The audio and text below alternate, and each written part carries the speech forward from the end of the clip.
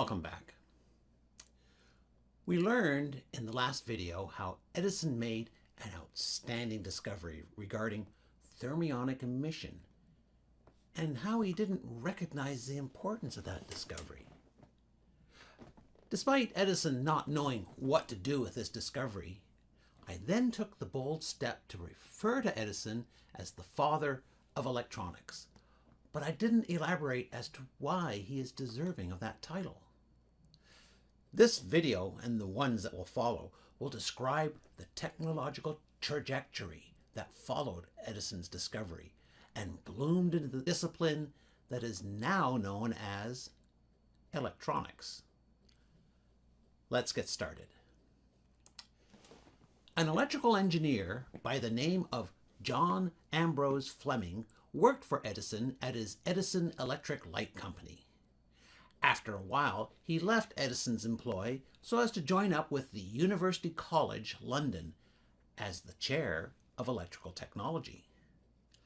It was during this time that Fleming was approached by none other than Guglielmo Marconi, the inventor of radio telegraphy.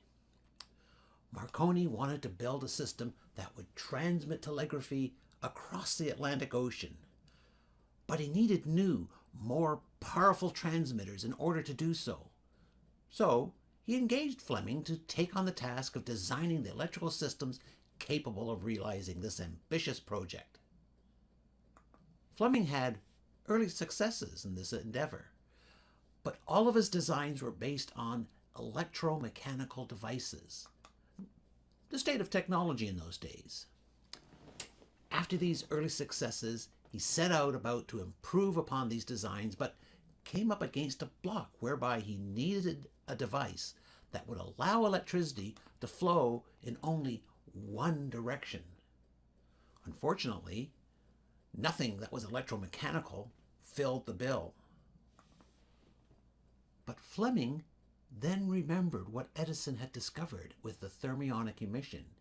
He realized that the electricity flowing from the filament to the electrode was going in only one direction, the very function that he needed.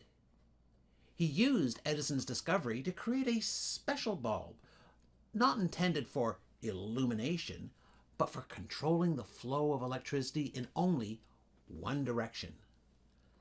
The new device was called a diode and was the first electronic device ever created.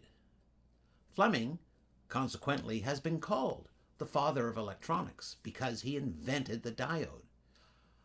But it was Edison who discovered the phenomenon behind that invention.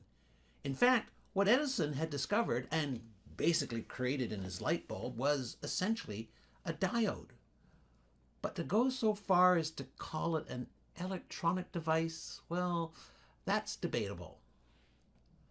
What Fleming did was simply to modify the packaging and the specs of the filament and electrode in order to serve the purpose of a diode and not of a light bulb.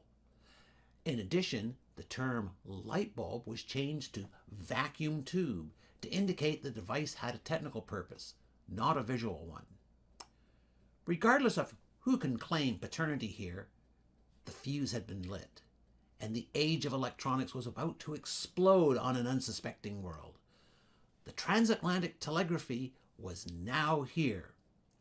People could communicate for the very first time virtually instantaneously via Morse code between the two continents.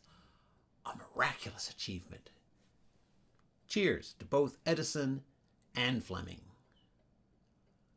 But the tiger had been let loose, and business and the general public would want more, much, much more. So, join me in the next video as we observe the meteoric rise of the vacuum tube and the plethora of technological innovations that would come out of it. A veritable cornucopia of ingenuity after ingenuity.